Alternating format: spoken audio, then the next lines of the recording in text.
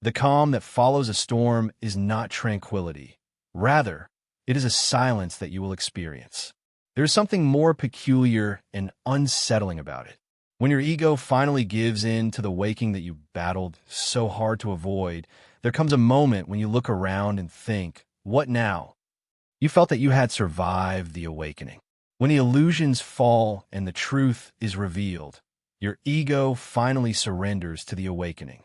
You are under the impression that the worst events had passed, including the nights spent sobbing on the floor of the bathroom, the terror, the existential vertigo, and the dissolution of everything that you had previously thought to be real.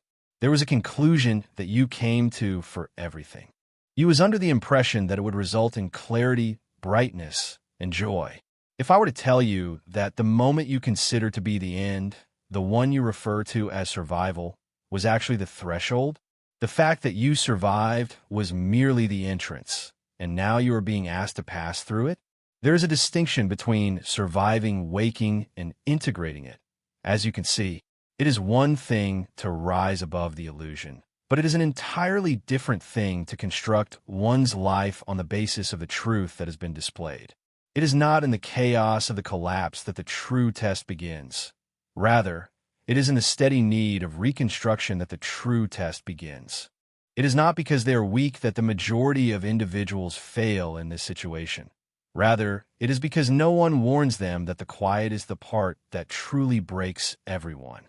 The silence in which the self waits, not the character you presented to the world, not the mask you wore in order to exist, but the self which is ancient, immovable, raw in its presence, and completely uninterested in comfort.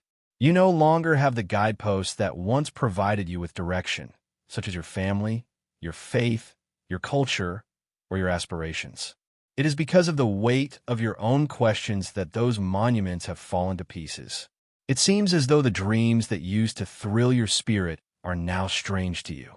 The relationships that used to seem secure now appear superficial and superficially level, and they are not able to touch the depth that you have discovered.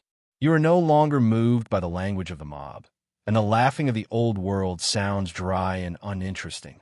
On account of this, you stroll by yourself, not because you want to, but because you have no choice. Jung referred to individuation not as a luxury, but rather as a requirement in his writings. The path that leads to a person becoming full is not a journey that is particularly enjoyable. It requires you to give up the status of being accepted by the tribe.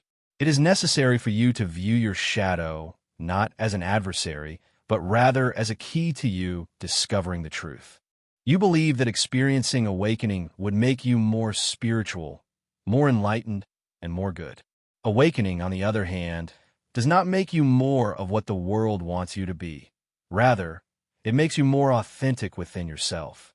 However, the true you is not always courteous, secure, or understood by others. The true you does not always seek tranquility. There are moments when it yearns for the clamor of truth, even if it means giving up everything important to you. This is the price of survival, not just surviving the collapse, but also surviving the revival. And it will cost you. That is the price of survival. Because the majority of people are unable to withstand the challenge of being reborn into a world that no longer recognizes them. This is where the test begins. In the long days that follow the waking, when nothing fits, when discussions bore you, when the books that once inspired you now feel like hollow echoes, and when the people who once complimented you now call you aloof, cold, and disconnected because of your behavior. There is no damage to you. A space is necessary for becoming, but that space can feel like death because it represents the death of the identity that you have spent decades building up.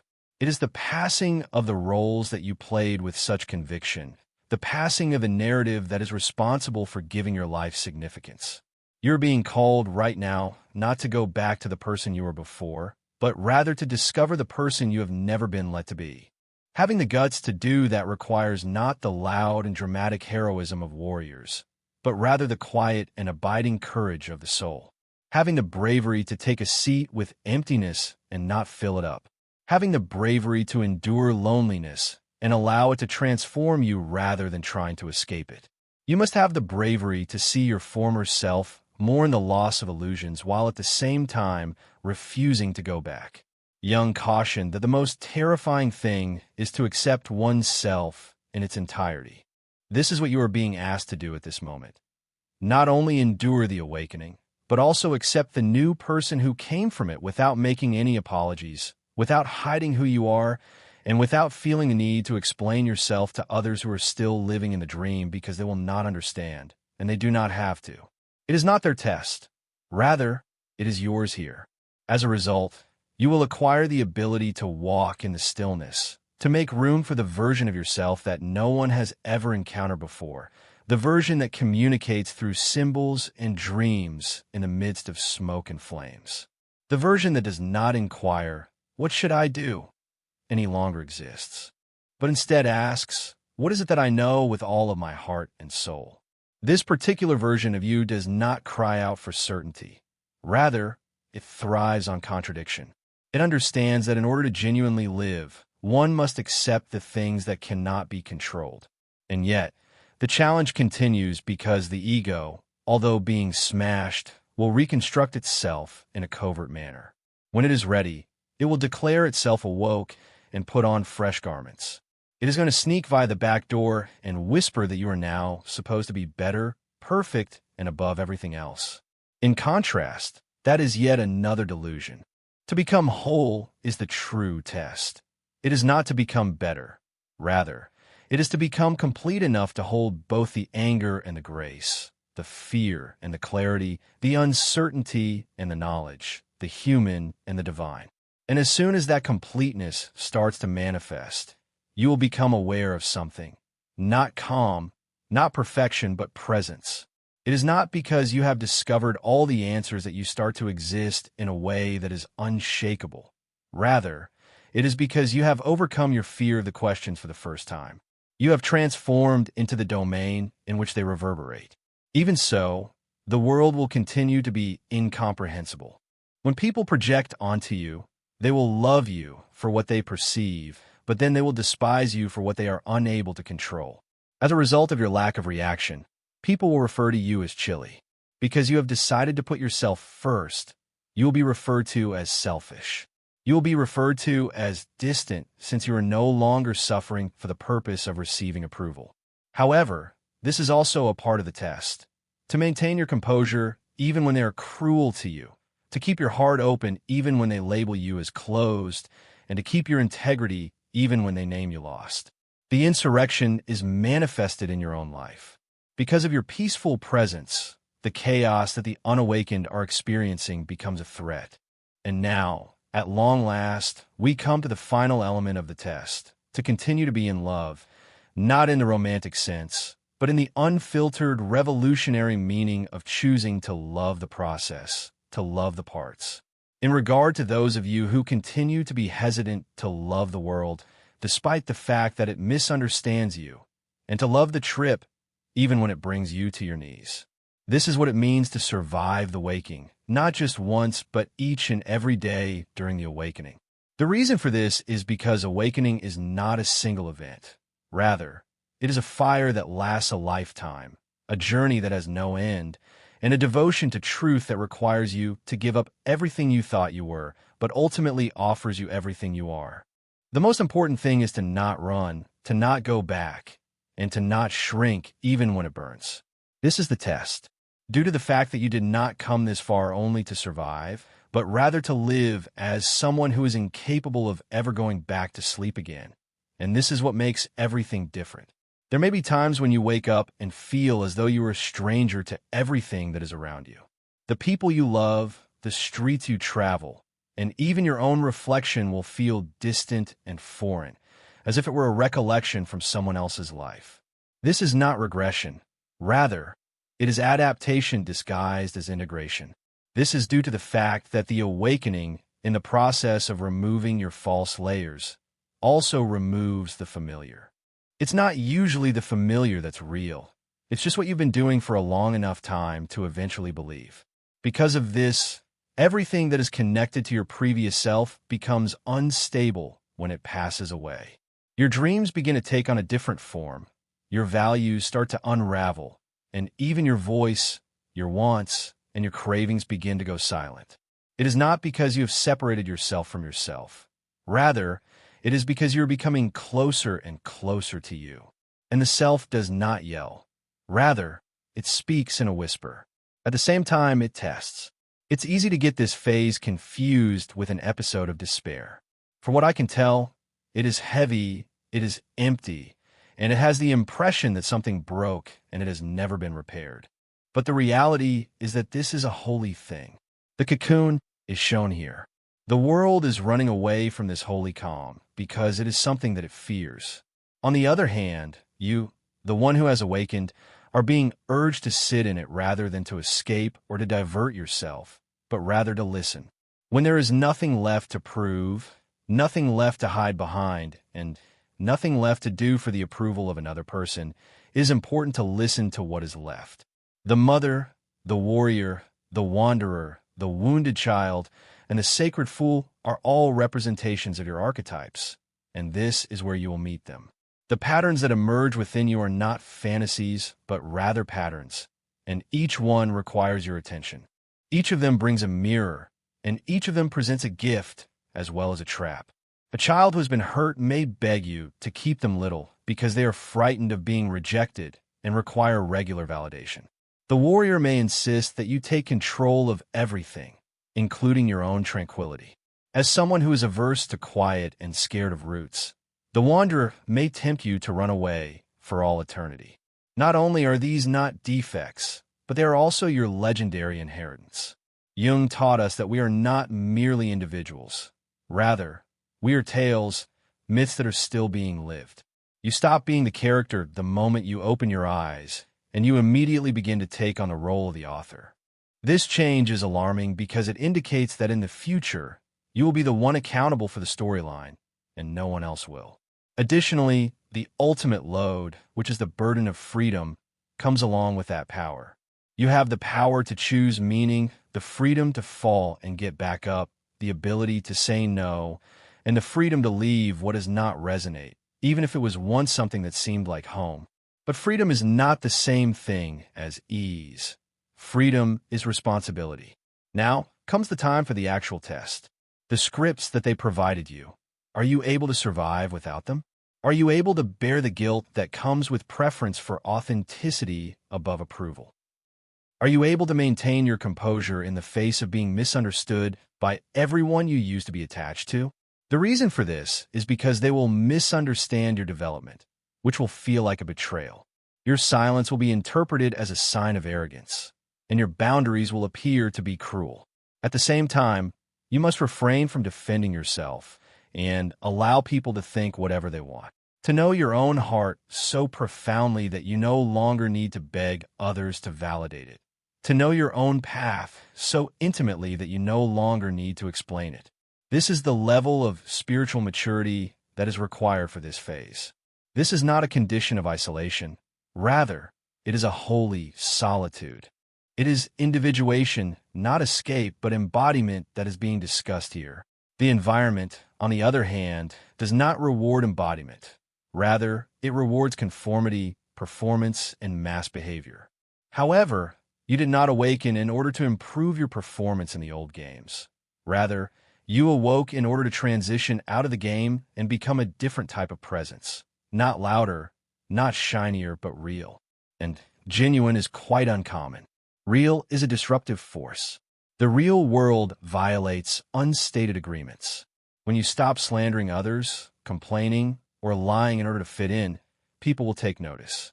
When you stop looking for external worth, the systems that have been feeding off of your insecurity will no longer have any power over you. Instead of being afraid of you because you are harmful, they're afraid of you because you become unpredictable and uncontrollable. This is not because you're dangerous. Moreover, individuals who have never experienced independence are filled with dread.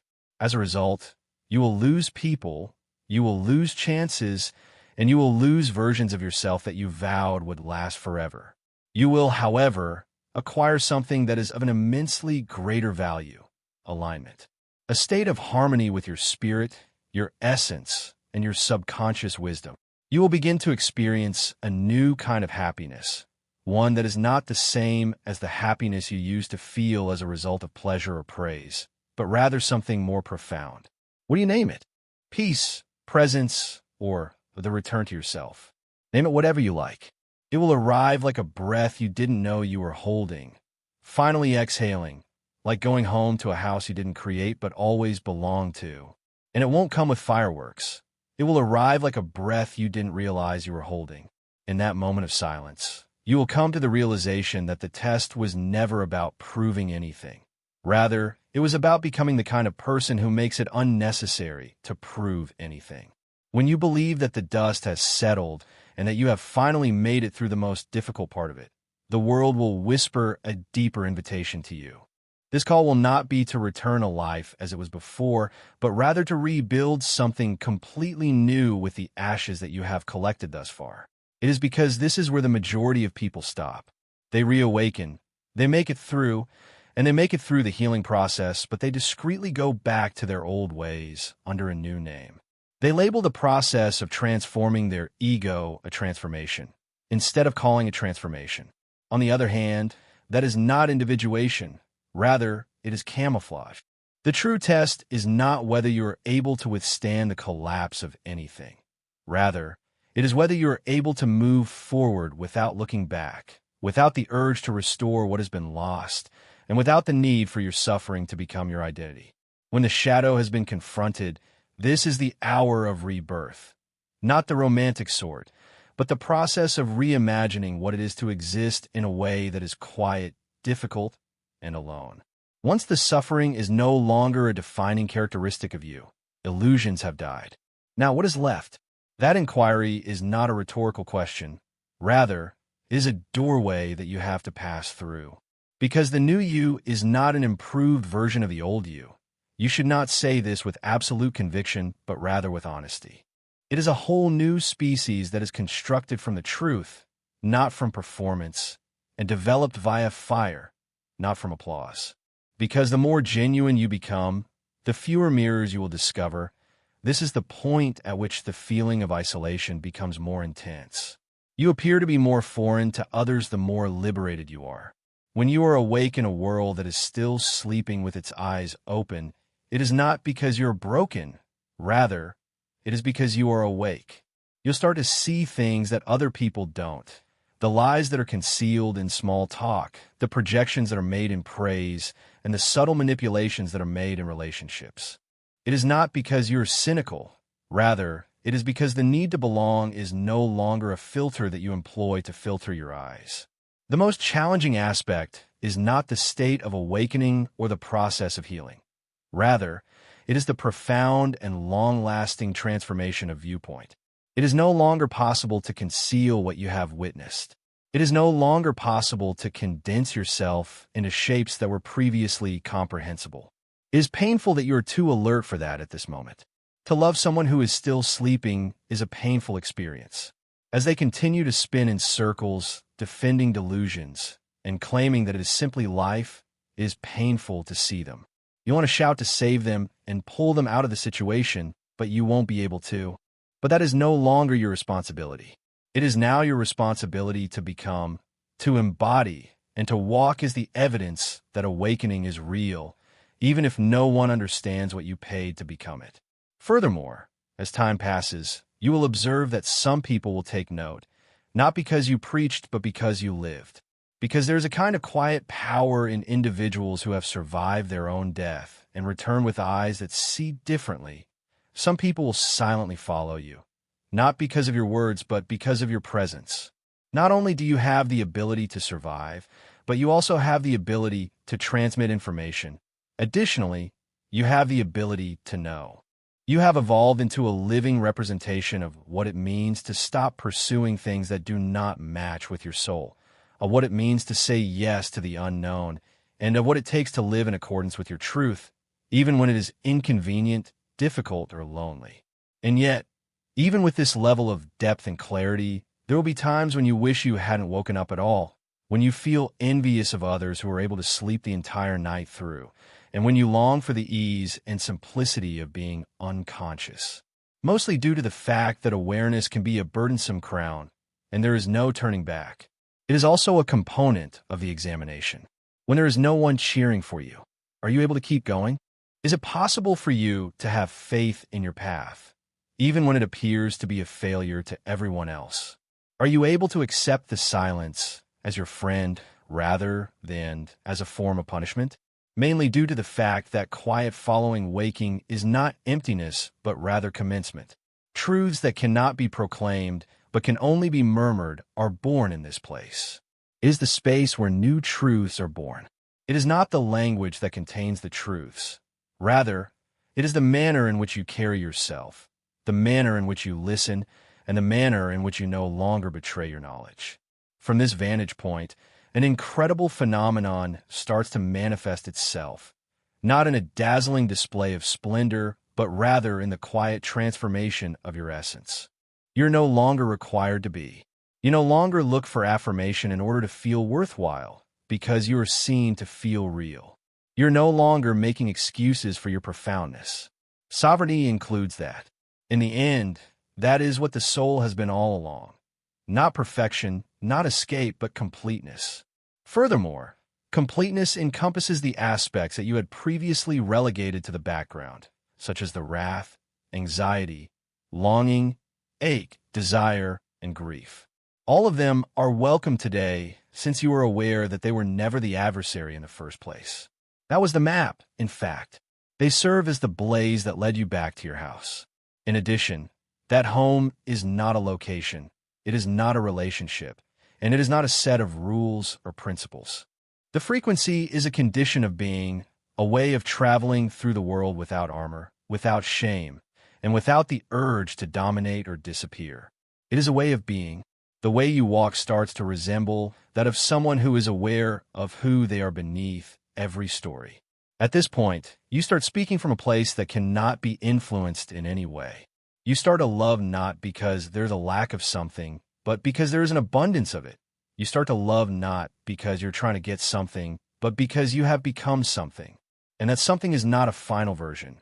Rather, it is a process, a living, breathing, changing self, one that is always listening, always learning, and always shedding what is no longer appropriate. Awakening is not a destination, but rather a process that continues throughout one's entire life. Not as a kind of punishment, but rather as a form of initiation. The test will change once more the instant you believe you have completed it. The reason for this is that getting rid of each layer puts you closer to the essence, and the essence does not have any boundaries, ceilings, or boxes. There's only one thing that it requires of you: that you continue to move forward, that you continue to listen, and that you continue to trust, even when everything falls apart once more, especially in that case. You are given another opportunity to rise, not as the person you were before, but as the presence you have always been, because every time it falls, you're given another chance to rise. Something begins to fracture, not in the sense of destruction, but rather in the sense of revelation, within the profound and reverberating silence of this being. Your awakening was never about becoming spectacular. Rather, it was about becoming truthful. You begin to see this as you begin to realize this. At this point, all of the striving, the effort, the pursuit of identity, and the never-ending yearning for significance start to gradually disappear. And behind that, something has been waiting for a very long time, something that has stood the test of time. The self, which Jung referred to not as a notion, but rather as a living center. It does not make any noise. It does not compete. It is just what it is because it is. As you continue to listen, you will find that you no longer feel the need to define who you are. However, despite the fact that you become a mystery to your own mind, you feel more genuine than you ever have before. Mostly due to the fact that this is not about constructing a new ego. Rather, it is about shattering the illusion that you were ever separate from what you were actively seeking. The conundrum lies in this: that you're never damaged and that you're never lost is not something that the world can teach you. You only felt that you were because you inherited a society that was based on forgetting, a world that makes money off of your tendency to disengage from others. When you awaken, you are not given new beliefs.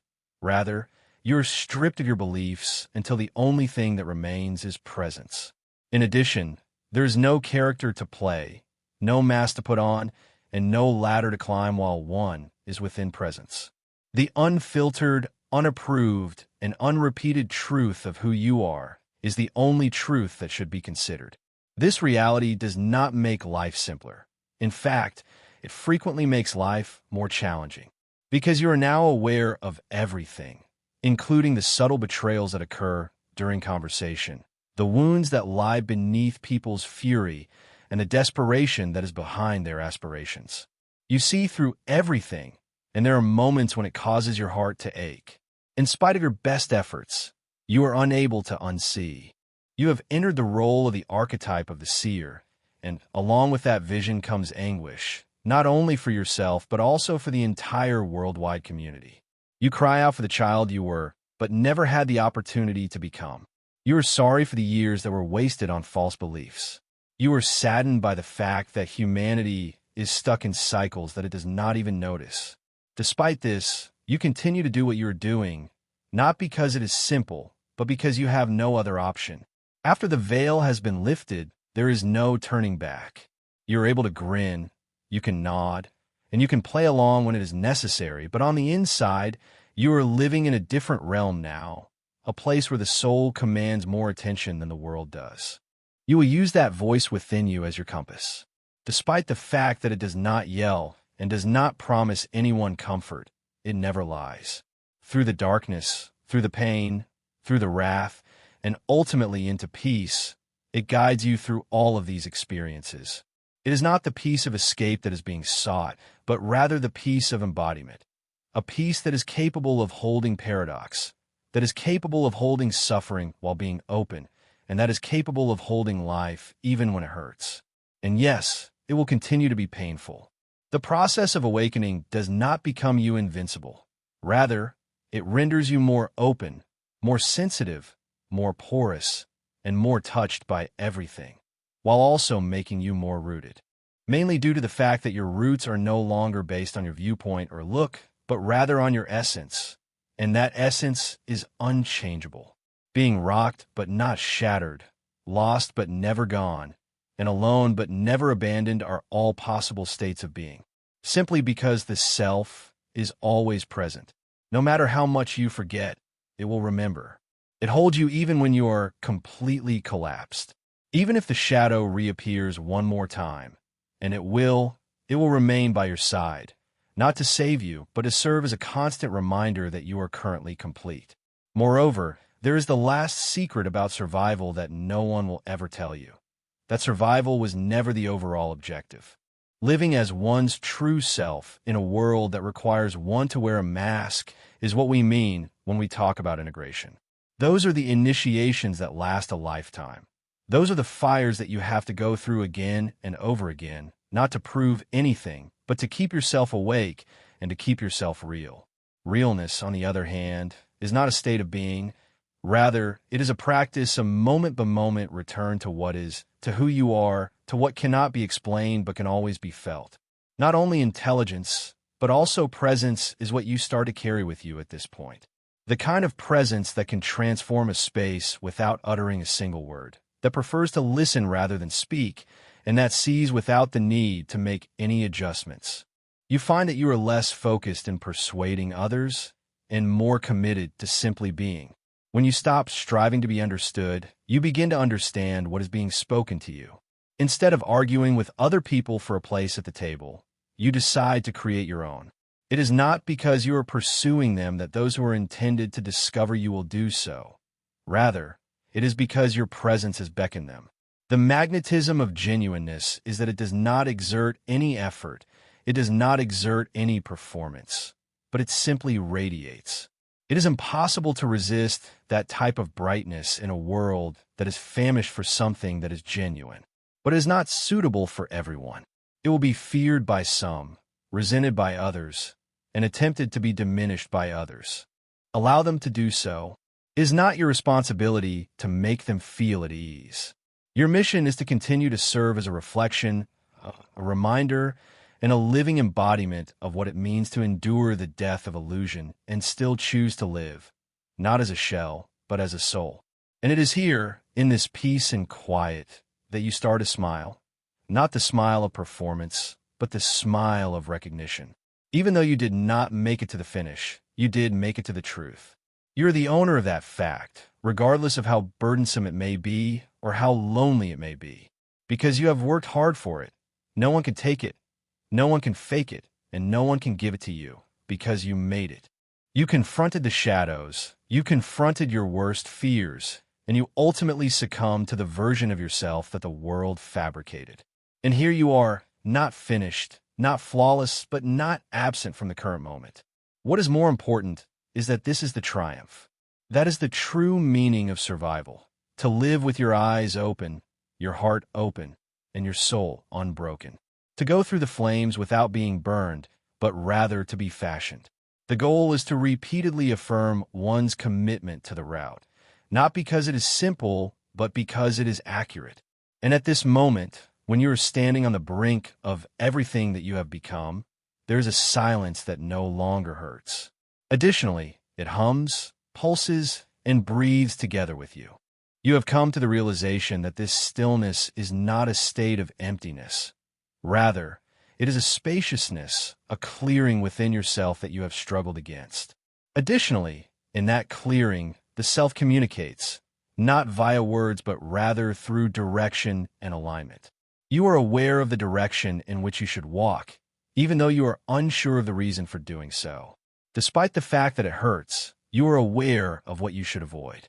That knowledge does not originate from logic. Rather, it originates from resonance, from that profound and unmistakable sense in your bones that says, this is right, this is real, this is the compass that you have today. It is not opinion, it is not fear, and it is not expectation. It is simply truth, which is subtle, steady, and unshakable. You no longer live to survive. You live to express the wholeness you fought for, the integration you bled for, and the presence you became when there was nothing left to fake. You live to express. To put another way, you do not require permission, you do not require praise, and you do not even require comprehension through that statement. You are not speaking with the intention of persuading, but rather to ponder. Rather of moving to impress, you move to embody. It is not possession that you adore, but rather freedom. That is the shift, the last one, the one that is not discussed in books or seminars because it is not something that can be taught. Rather, it is something that can only be experienced. You have evolved into the kind of human being who no longer fits in any place because you now belong everywhere. This no longer refers to the sense of social inclusion. Rather, it refers to the more profound sense of spiritual embeddedness. You move through the world like a soul that has returned to itself, not to a specific location, the place where it was born. Even if they are unable to comprehend what you are saying, people will still feel what you are saying. They will be able to detect something within you that does not soften for the sake of comfort, that does not shrink for favor, and that does not conceal its own fire. That something is your essence. It is wild, uncorrupted, and unrepentant. Yes, there will still be tests conducted on it. Once you open your eyes, life does not stop testing you. Rather, it tests you much more. Due to the fact that you are no longer permitted to lie to yourself without facing consequences. Every time you betray now every compromise reverberates louder. Every false yes leaves a nasty aftertaste. And every time you compromise yourself, being aware of your body will inform you, as will your dreams, and your quiet will scream for you to pay attention. This is not a form of punishment. Rather, it is learning. It is not comfort that the soul seeks. Rather, it seeks the truth. Truth, on the other hand, is a fire that not only consumes what is not you, but also ignites what the truth is. So you continue to exist, awake, conscious, sometimes by yourself, and always alive. The previous highs, the emotional sugar of being loved, liked, and adored are no longer something you aspire to achieve. Now you're craving depth. What you need is significance. It is not the performative sort of intimacy that you seek. Rather, it is the sacred kind of intimacy with life itself. one in which each and every moment is like a doorway, each and every breath is like a ritual, and each and every interaction is like a mirror. You no longer seek for experiences. Rather, you become one of them. You will be recognized by people who are prepared, not because you coincide with their conception of wisdom, but rather because you are a reflection of a facet of themselves that they have been yearning to experience again. By surviving the awakening, you will not only be able to become yourself, but you will also be able to become a beacon of hope for those who are silently wandering through the same dark sea. Your duty was never to save them, thus you won't be able to do that. On the other hand, you will remind them that it is possible to survive, that the fire is not the end, and that there is life after the death of everything that is untrue. One that was more genuine, more unfiltered, and more deeply rooted than anything they could have conceived of while they were asleep. In addition, the life that you are constructing is not a linear way of living. There is no peak, and there is no arrival. There are simply more profound layers, more piercing mirrors, and a more subtle truth. You are not a problem that has to be solved. Rather, you are a mystery that needs to be experienced. This means that the work is never finished. The self is not a destination. Rather, it is a relationship that grows deeper with each breath they take, each loss they experience, and each truth they are willing to confront. You will experience another setback. You will forget. You will have doubts. On the other hand, you won't give up on yourself this time. This time, the fall will not seem like a failure. Rather, it will feel like another doorway, another fire, and another initiation into the next incarnation of your reality. Because you're not lost, but rather because you are found, you will continue to stroll through this area again and over again. Having survived the awakening, you are now aware that this was just the beginning. Living it is the true test of one's ability. And you, courageous soul, are doing it in a quiet and ferocious manner, unfolding one breath at a time into the person you were always destined to be. No longer are you a seeker. Rather, you're the place in which the act of seeking is rendered obsolete. It is no longer necessary for you to be in a state of urgent search for solutions. You are the answer written in the language of becoming. And the world, regardless of whether it comprehends or not, is a better place because you have endured not just to breathe, but to burn, not just to awaken, but to embody, not just to exist, but to be. The actual test is not to pass or to win. Rather, it is to live one's life to the fullest, most genuine, and most unforgettable extent possible. You have succeeded.